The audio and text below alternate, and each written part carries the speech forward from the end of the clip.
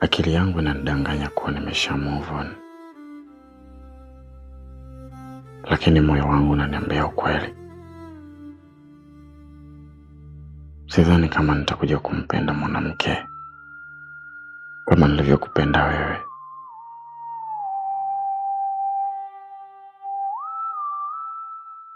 Aisha,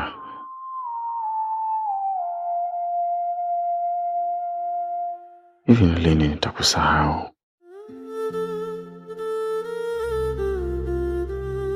Mbona kama nashindwa?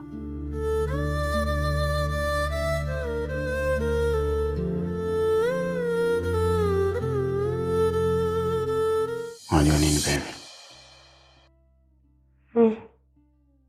Inabidi tumuombe Mungu sana, kwa sababu mahusiano yetu yanapigwa vita. Kikubwa tu ni kuwa waaminifu katika mahusiano yetu. Tukifanya hivyo tutatimiza ndoto yetu. Unajua, mimi nakupenda mwenzako.